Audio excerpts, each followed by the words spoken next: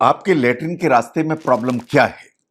आपको जलन का सेंसेशन है, आपको दर्द का सेंसेशन है, या आपको खुजली हो रही है? ये तीन बिल्कुल अलग अलग सिम्टम हैं। इनके तीनों के बिल्कुल अलग अलग कारण हैं। इनको आपको समझने की जरूरत है। मैं doctor VK Mishra from gastro liver hospital, Swaroopnagar, Kanpur.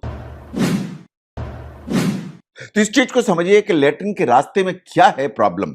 ये जलन की प्रॉब्लम है, ये दर्द की प्रॉब्लम है, या ये खुजली की प्रॉब्लम है।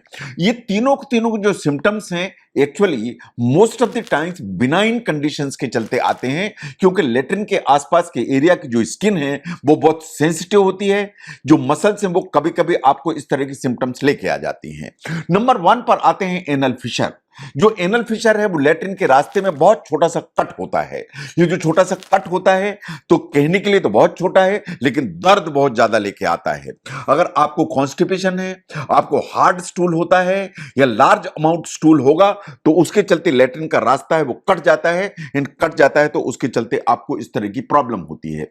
दर्द होगा, बहुत शार्प होगा, एक बर्निंग का सेंसेशन आएगा। इन पर्टिकुलरली लेटरिन करते समय और लेटरिन करने के बाद आपको बहुत सीवियर पेन होगा कि आपको आधा घंटे बिस्तर में लेटना पड़ जाएगा, और हो सकता है कि ये दर्द कुछ घंटे रहे। तो जो दर्द अगर लेटरिन के साथ आ रहा है आपको बहुत ज्यादा, तो anal fissure is a possibility.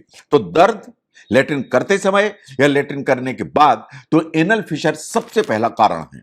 Number 2, piles या हेमरॉइड्स। जो पाइल्स हैं एक्चुअली जो लेटरिन का रास्ता है उसमें खून की नसें फूल जाती हैं, या लोअर जो रेक्टम है उसमें खून की नसें फूल जाती हैं।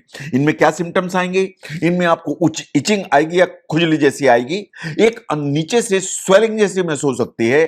आपको नीचे एक सोरनेस की फीलिंग आ सकती है, या जलन का एहसास हो सकता है। अगर एक्सटर्नल हेमोरॉइड्स हैं, बाहर की तरफ हैं, तो हार्ड सेंसिटिव लंप हो सकते हैं। और अगर लेटरिन टाइट है और आप बहुत ताकत लगाएंगे तो लेटरिन में ब्लड आएगा।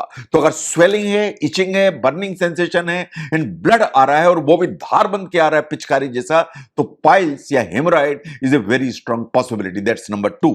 नंबर 3 पर आती है प्रोराइटिस एनाई, और जिसे एनल इचिंग ही कहा जाता है।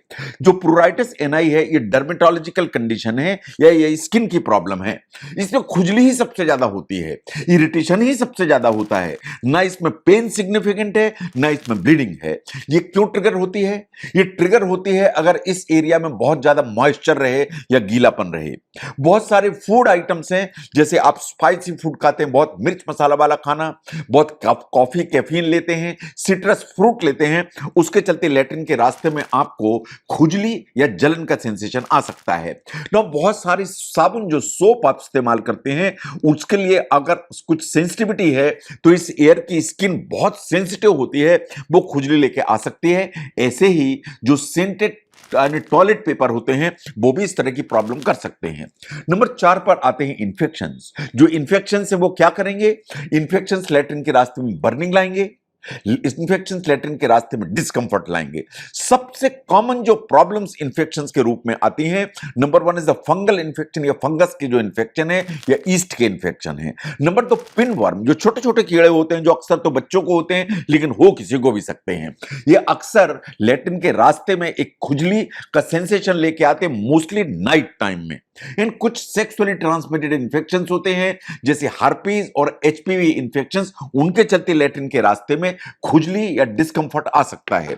नंबर 5 पर आते हैं हाइजीन हैबिट्स। जैसे अगर आप क्लीनिंग करते हैं, चाहे वो इनएडिक्वेट हो या बहुत ज्यादा एक्सेसिव हो, तो लेटरिन का रास्ता, जैसे मैंने कहा कि स्किन बहुत सेंसिटिव होती है, तो जो एग्रेसिव स्क्रबिंग है उसके चलते छिल जाती है, उसके चलते आपको इचिंग भी होगी, इन बर्निंग का सेंसेशन आएगा।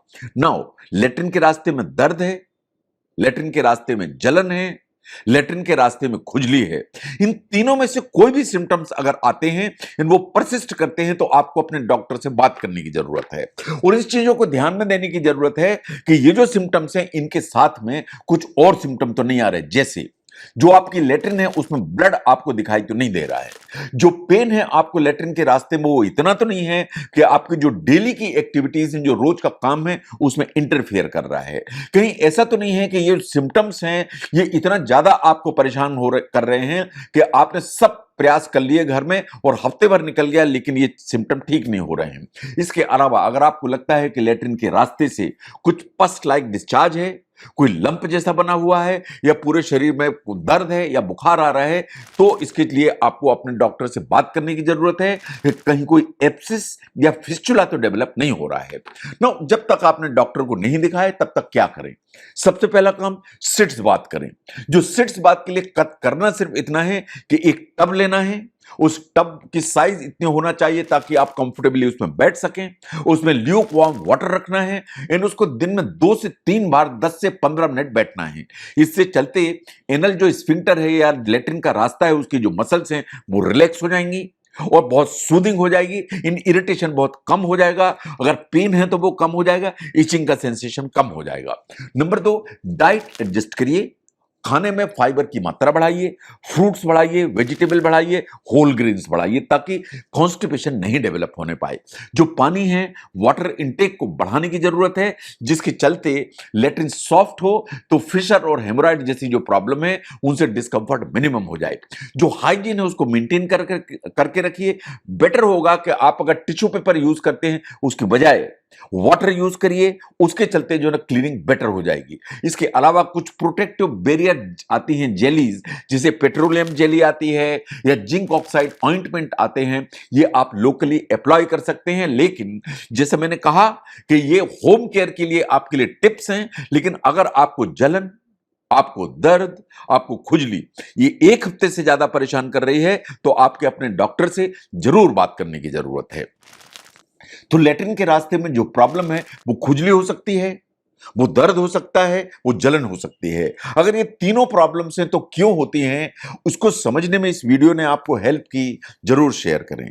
मैं doctor VK Mishra from gastro liver hospital, Swaroopnagar, Kanpur. Thank you very much.